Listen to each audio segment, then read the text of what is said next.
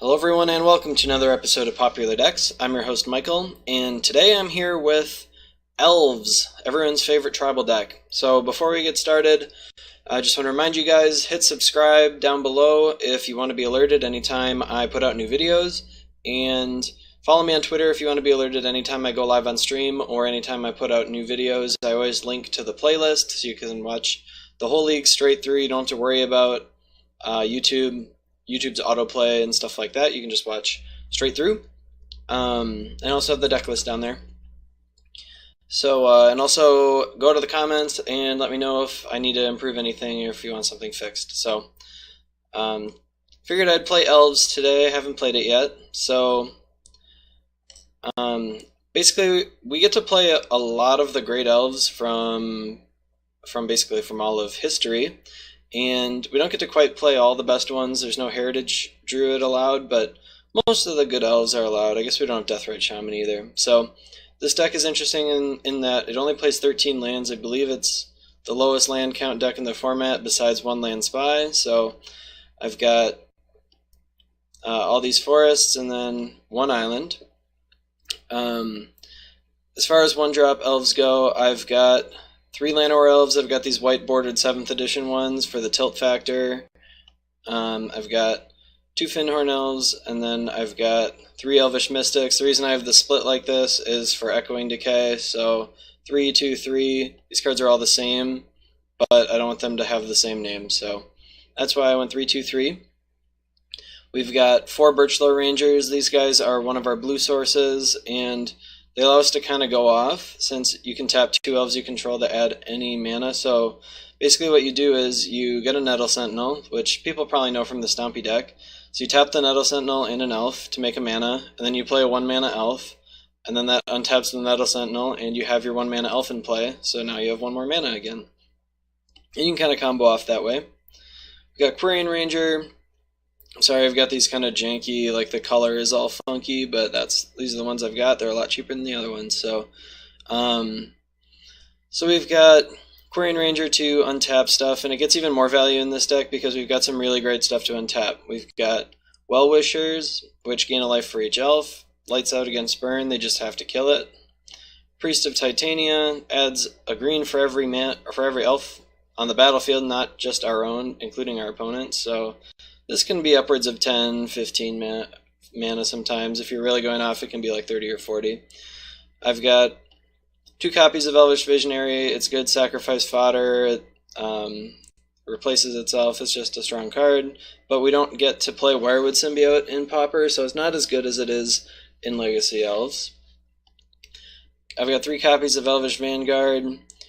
This is one of our threats, so there's only a couple threats in the deck. All these elves, like, none of them can attack through an Augur of Bolas, except we've got this Elvish Vanguard, and then our other threats are this Timberwatch Elf, which can pump up any elf that we have, and it usually pumps them pretty big. So we can attack with something else, then pump it up with Timberwatch Elf. Again, we can untap this with Quirion Ranger to get multiple activations out of this guy. And then we've got the Lissalana Huntmasters. They're the biggest elf at 3/3, but they also make a lot of tokens, so we can go really wide as well as going really tall with the Timberwatch Elf. So that makes it tough for some decks to deal with. Finally, I've got 2 more cards. I've got Distant Melody, which is a huge card draw spell. It's one of the most important cards in the deck. It lets you really combo off against people. So most games we're going to be playing out a bunch of 1/1s, and then we're going to play kind of 1, maybe 2 threats, and then if those threats get killed, we're stuck with a bunch of 1/1s. And Distant Melody lets you regas up. So you get to choose elves and draw a card for each elf you have. And then finally I've got 3 copies of Abundant Growth. It's just for the Distant Melodies. Helps us fix our mana a little bit.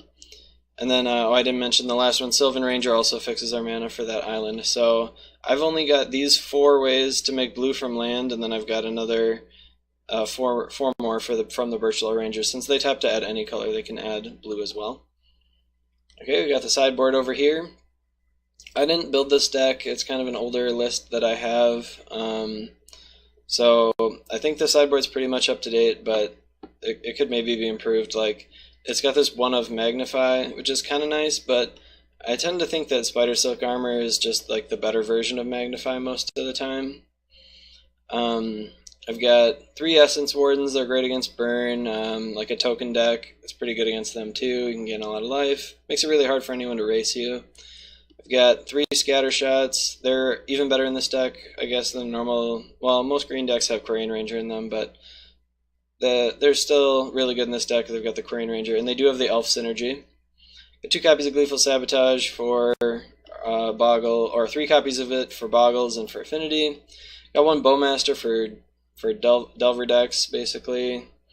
Just kill all their flyers. Got the Spider Silks to protect us against Electrickery and against Shrivel type effects. And then finally, we got this really flexible Viridian Longbow. Again, you guys might know that I'm not a huge fan of this card in sideboards. It is okay when you have Nettle Sentinel in your deck and you can like ping someone 3 times pretty easily in a turn, but basically it's just a flexible card, and it's not really a great card in any matchup, but it's a good card in a lot of matchups. So I'm not always a big fan of cards like that. I would usually rather have something that's like really lights out. Like, would I rather have a Pyroblast and a Gorilla Shaman, or like a Flame Slash in my sideboard? Well, the Flame Slash is a slight upgrade to some of my other burn spells, but like the other ones can just kill whole decks by themselves. Viridian Longbow is kind of like putting a Flame Slash in your sideboard. So it is really good if we run into like Turbo Fog or something. They like can never beat this card, so that is a little nice, but it's not the best. Alright, that is pretty much the deck, so let's get to some games.